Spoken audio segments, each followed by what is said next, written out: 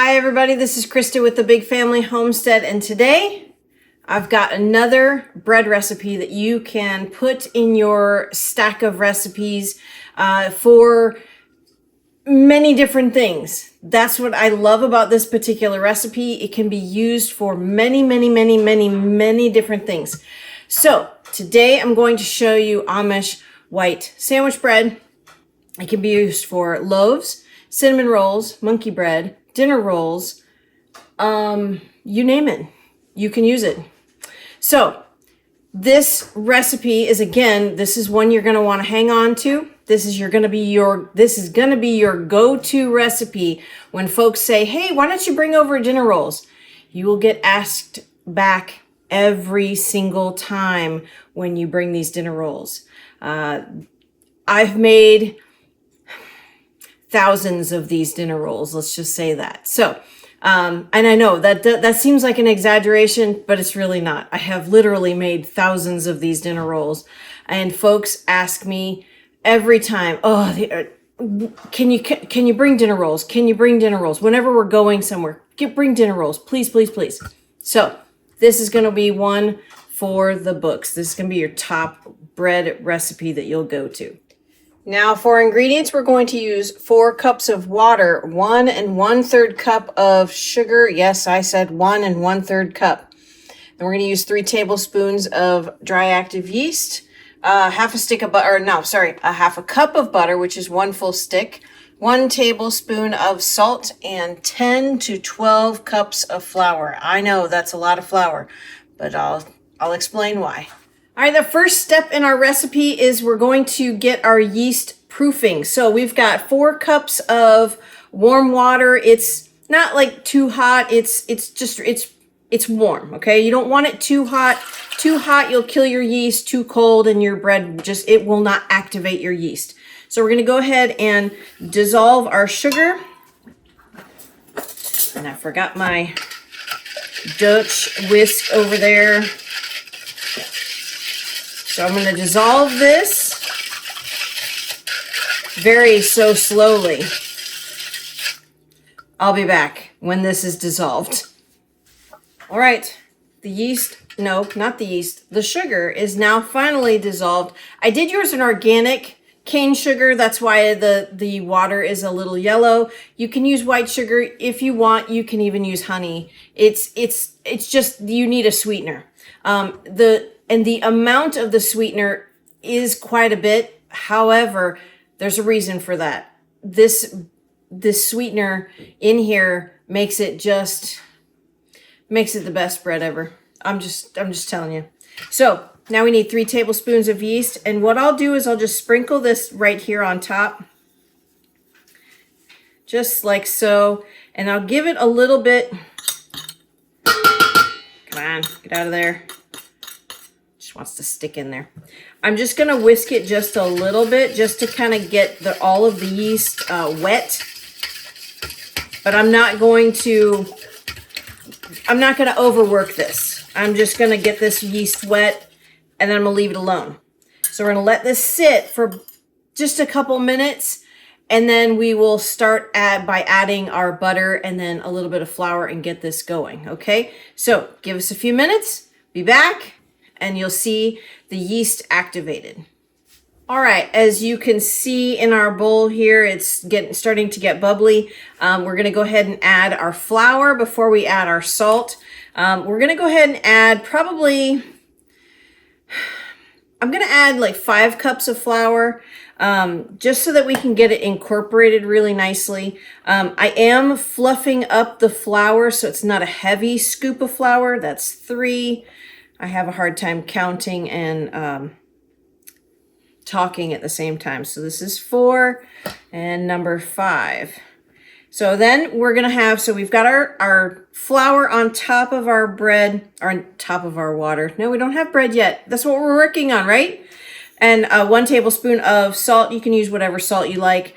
If you want it less salt, the salt actually isn't even really necessary. It does add some flavor to it, but it's not really necessary because this is more of a sweet bread.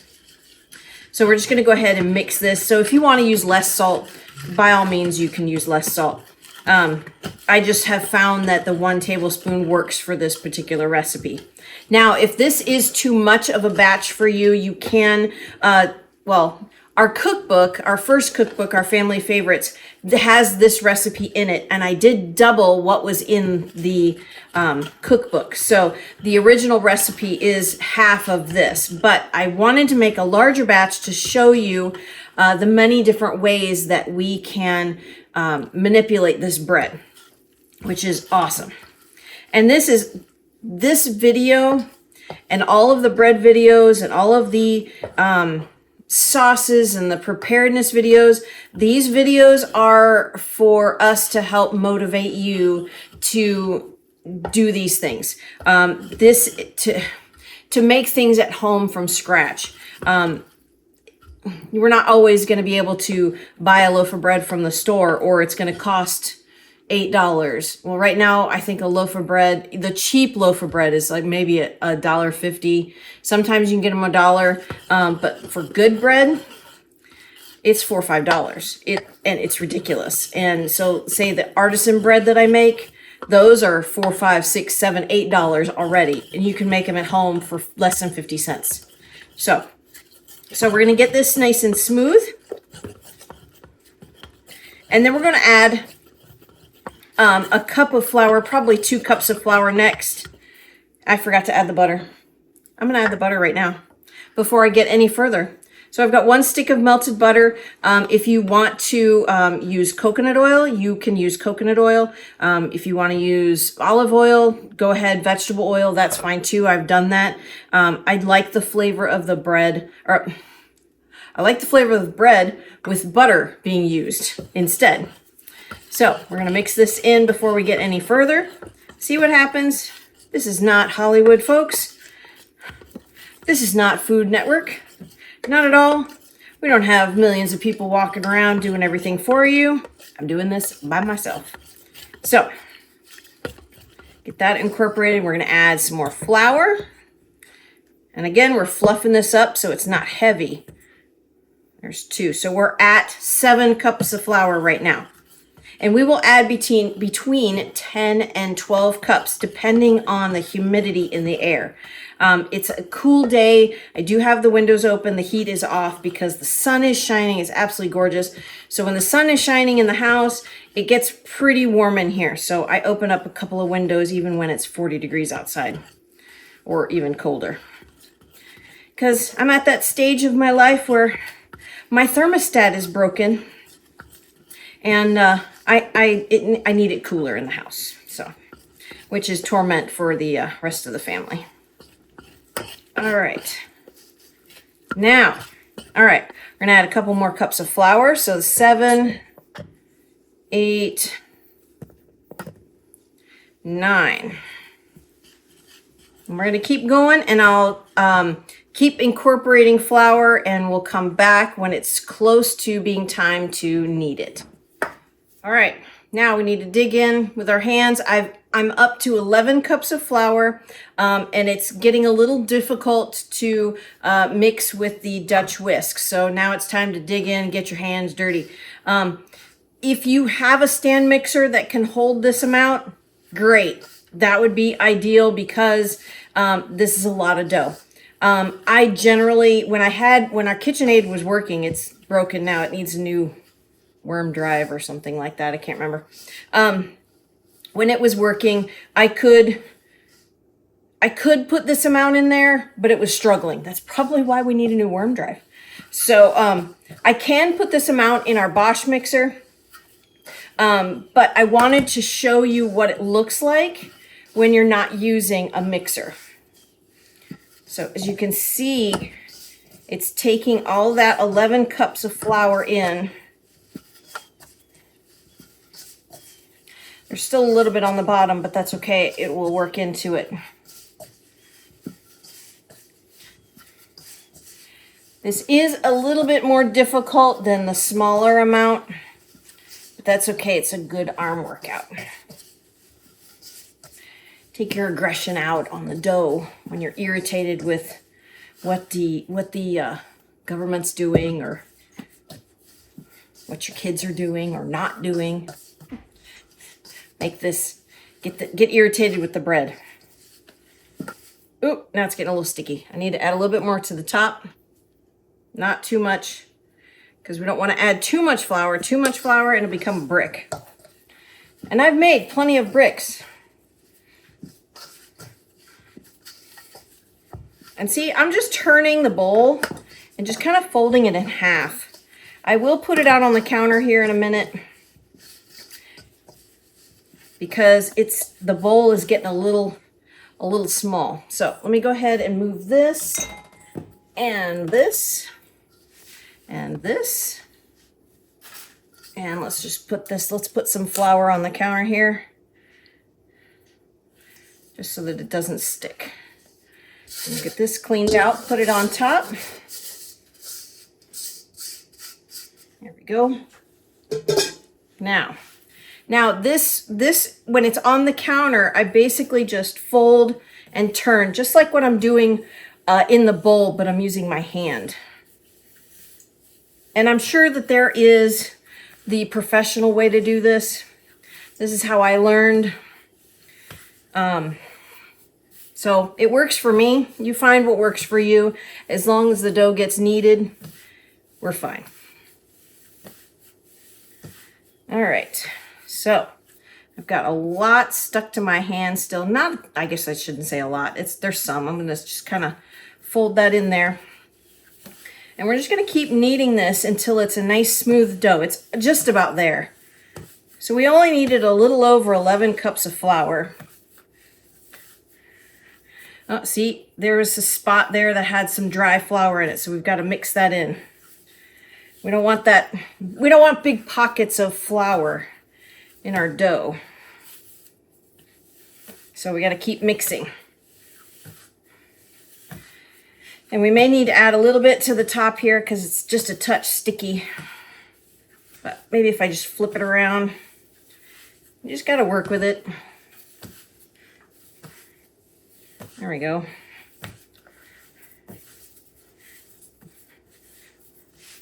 It's that pushing and pulling, and that's what helps develop the gluten, not the gluten.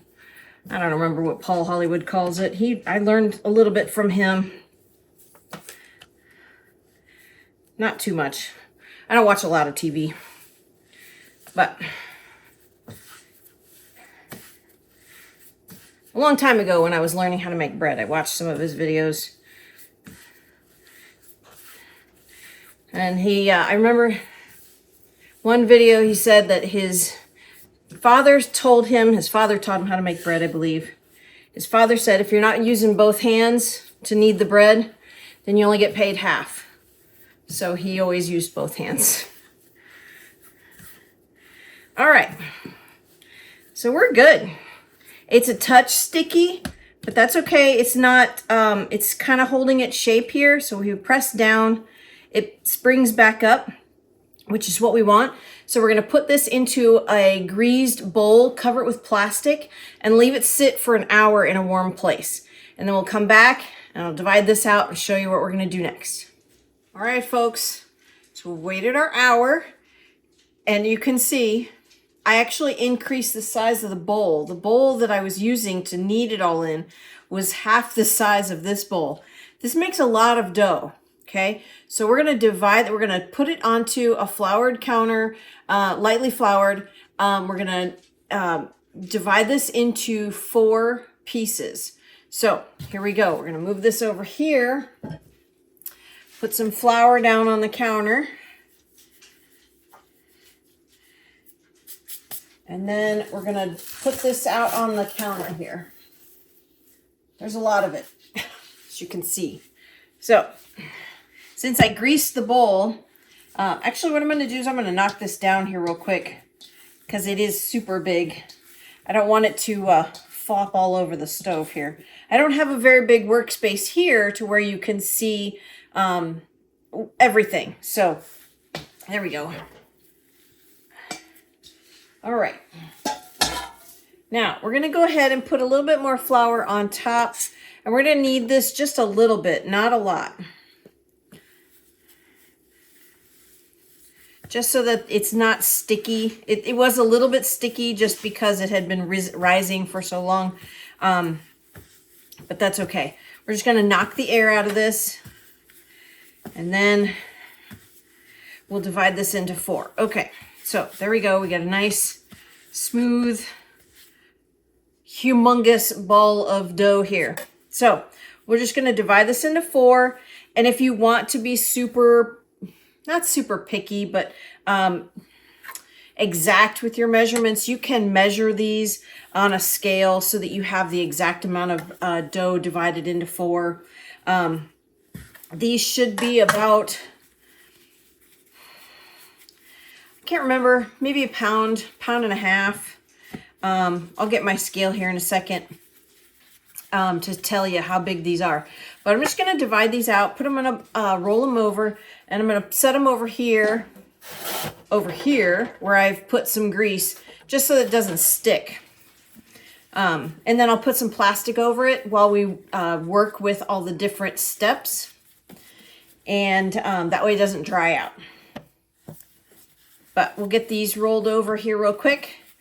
And then we'll get the scale and we'll see how much these weigh so that you know about how much this should be. So, be right back. Okay, so we've got our scale. I put a bowl on top just to keep the scale clean. And I've got it zeroed out with the weight of the bowl. So this one is 1 pound 7 ounces. So I was not too far off. 1 pound 7 ounces. Boy, I got it exact there, didn't I? This is 1 pound 9 ounces. And this one is a bit heavier. So I'm going to take some of this one off and some of the other one off, because I want them to be just about the same. 1.8, there we go. 1.9. I may leave one of them slightly bigger. That one will be for the monkey bread. 1.8, good. And actually, I'll just cut this into 2. That's 2 ounces. Done. We'll just live with that. It doesn't have to be an exact amount. So now what we're gonna do, I'll get this out of the way. Cover these with plastic so they don't dry out. Dried out dough is no fun. So we're gonna need these little globules in there. And then for this one, we're going to make this one. We're gonna actually be done with this part of the video real quick. That way I can get the proper pans set up so that we can do the next step. So dinner rolls. So we've got our dough here. It's risen for an hour. I knocked it down, rolled it into this really nice ball. So we're going to break this into 12 pieces. So if you make a recipe with 2 loaves of bread, it will make 24 rolls. If you make a batch that is double, then it will obviously make 48. So we're using 1/4 of our batch here. So it will make 12 dinner rolls. So we're just going to divide this into 12, cut this in half. Cut this one in half. Oh, quit sticking. And then we're going to divide each one into 3. So I go 1, 2, 3, 1, 2, 3, and they're about even. And I said in the beginning part, I have made thousands of these rolls.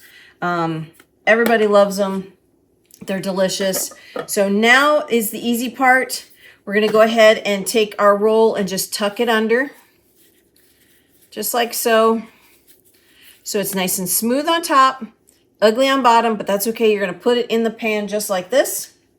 So we've got our greased pan, and 12 will fit in here perfectly. So I'm going to set this in a spot. Let's see. That you should be able to see that. But I will hold it up so that you can see that. But just like this, just tucking them under. And if they get a little sticky, a little tacky, then just go ahead and sprinkle a touch of flour on top, just like so. Not too much. You don't want to add too much flour to them because then they'll be kind of hard. So I always put the corners in first. I don't know why. It's just the way I've always done it. And then I populate the side here. And I know there's probably a way that you can do this on the counter by rolling it on the counter. I've never been able to do that, so I just do it in my hand. Makes it easy for me. So just like so, just tuck them under, just like that. And they're kind of, you're kind of, as you're tucking, you're kind of pinching as well. Just like that. So this pan is just about done. And then we will cover this with plastic. You can use a wet towel. I've always just used plastic. You do have to be cautious though. If they rise too much and stick to the plastic, then they can deflate. So only let them rise for about 45 minutes until they're double in size. I have let them go way too long, and then the pan, it gets knocked and they all deflate, and oh, it's a mess. So we're gonna cover this with we're gonna cover this with plastic, let this rise for about 45 minutes, and then we will bake them for about 20 to 25 minutes until they're nice and golden brown on top.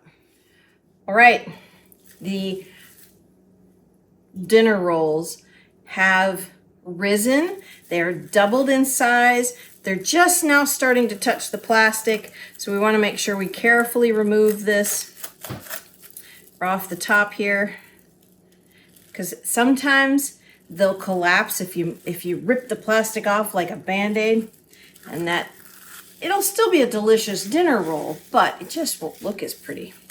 So now what we'll do is, since these have risen they rose for about an hour, we'll take these, we'll put them in a 350-degree oven for about 20 to 25 minutes, just until they're golden brown on top. All right, our dinner rolls are ready. Look at that. Look at those. Beautiful dinner rolls, perfectly fluffy. They are so good. Let me hold them up so everybody can see. Look at that. Absolutely delicious, super fluffy. I'm gonna get a spatula. We'll take these out of the pan. We don't wanna keep them in the pan because they can get soggy on the bottom. We'll let them cool on a cooling rack, but these are great. You can actually, even if you want, put butter on top of these and stick them back in the oven for a few minutes. But honestly, we use these straight out of the pan. These don't last long in our house. And these are also really great for if you want to make little sliders with ham and cheese, or turkey and cheese, salami, pastrami, whatever you want to put on them. These are perfect little sandwiches that you can take along on a picnic, you name it. These are delicious. I hope you enjoyed the video. I hope you put these recipes that I've been making in your recipe box as your go-to recipe for whatever you need. I'm Christa with the Big Family Homestead, and you have a blessed and amazing day. Oh, and don't forget to like and subscribe, please.